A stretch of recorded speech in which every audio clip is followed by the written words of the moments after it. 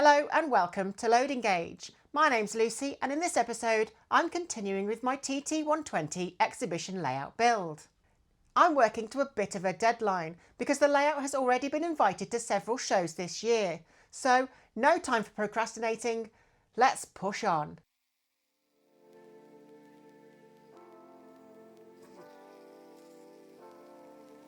I started by drilling the holes for the dropper wires. I'm using a 1.5mm drill bit, which is ideal for the 7-strand 0.2mm wire that I'll be installing.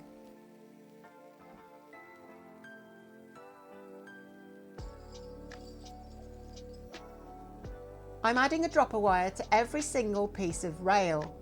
That way, I'm not relying on the rail joiners to carry power. Rail joiners can be fairly unreliable and often loosen with temperature fluctuations. And I want this layout to be dependable when it's out on exhibition. I'm also adding dropper wires to the points.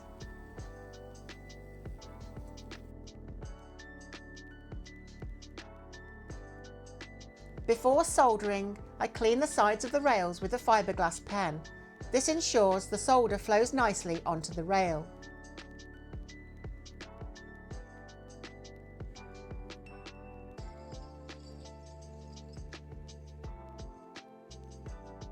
For soldering, I'm using a 25-watt iron and a 1.5mm bit. That gives me enough heat to get in and out quickly without melting the sleepers.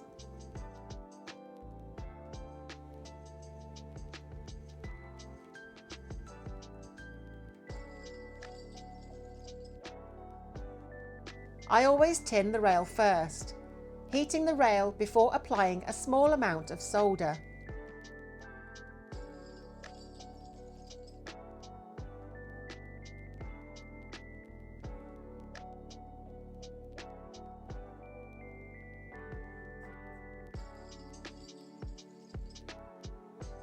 Then it's just a quick rub over the rail tops to make sure the rail head is smooth and that no solder will interfere with the wheels. Next, onto the wiring. I cut lengths of wire long enough to comfortably reach the DCC bus bar below the baseboard. I strip the insulation and twist the strands before soldering. I bend the exposed wire to about 90 degrees. This helps protect the plastic sheath when heat is applied.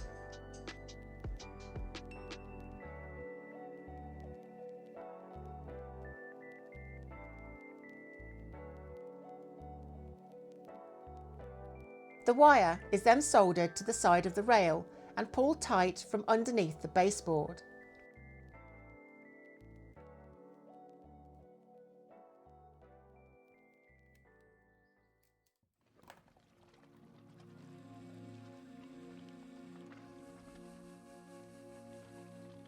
I've got a simple system to stop myself getting the droppers muddled up, black to back. All the black wires go to the rail nearest the back of the layout.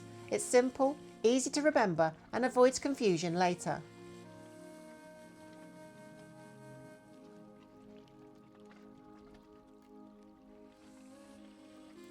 If there's any excess solder, I use a small file to flatten it down and neaten everything up.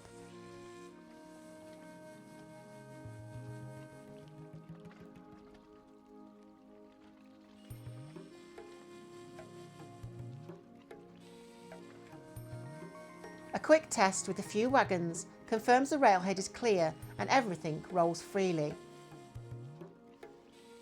I then remove the notches from the points.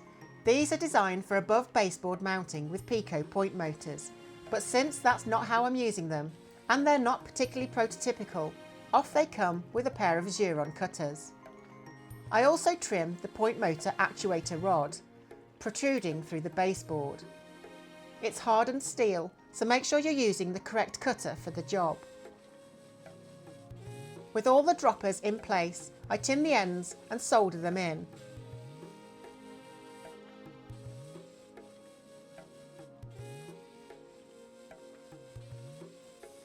For the bus bar, I'm using standard 2.5mm twin and earth electrical cable. I pull out the bare copper earth wire and remove the outer sheath, keeping just the red and black insulated wires. Those are perfect for a DCC bus. I thread the red and black cables through the bracing under the baseboards, running the full length of the layout. Wherever I need to attach the droppers, I carefully cut about 1 cm of the insulation using a scalpel to expose the copper. I tin that section with solder, then solder the dropper wires directly onto it. I repeat this process along the length of the bus wire wherever required. A few cable ties tidy everything up nicely underneath.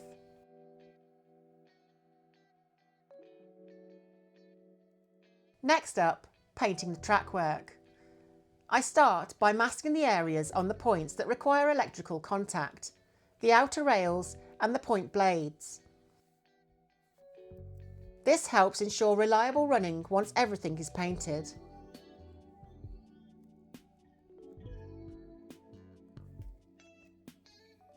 I always prime the rail and sleepers first to give the paint something to key onto.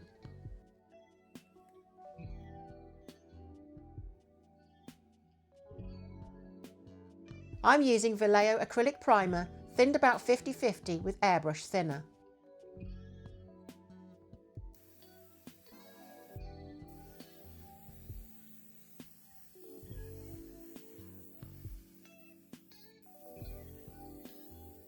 I apply a good even coat, making sure to spray from both sides to cover the rails properly.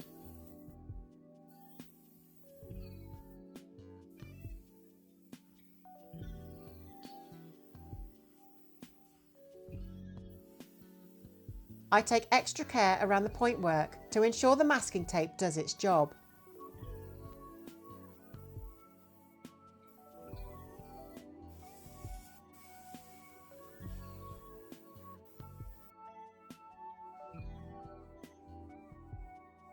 Once dry, I go over the railhead with a track rubber to remove the primer.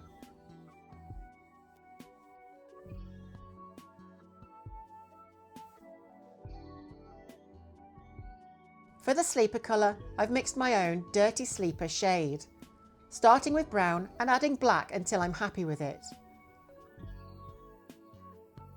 I airbrush this on in much the same way as the primer.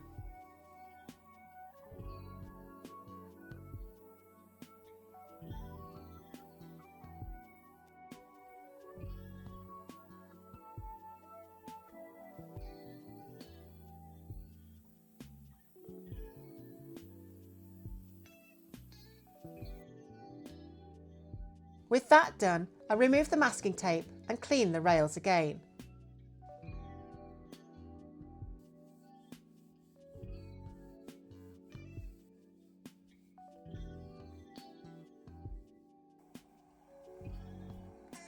Time for a quick test with a loco.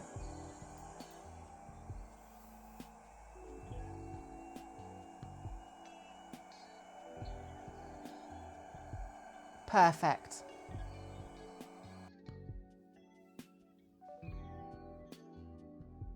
Finally, I paint the rails a suitable rusty colour. I've opted for Ammo Atom Old Rust. And I have to say, I think it's rather good. I'm using a fairly stiff flat brush, just the right size for TT120 rail. I'm not overly concerned about absolute perfection here. As long as the rail sides are covered, I'm happy. The stiffness of the brush actually helps it catch the rail chairs nicely.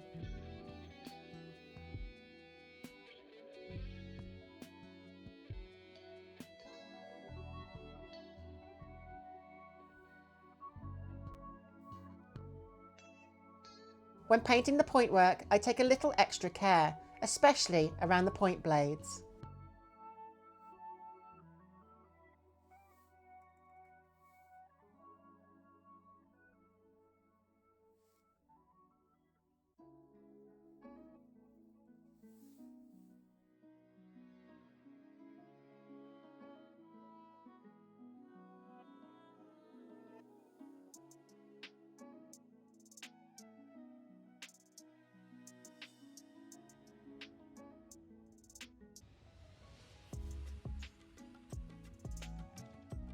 And I think we'll leave it here for this episode. So if you've enjoyed this video, don't forget to like and subscribe, and if you wish, you could become a channel member now too. Thanks for watching. See you in the next video.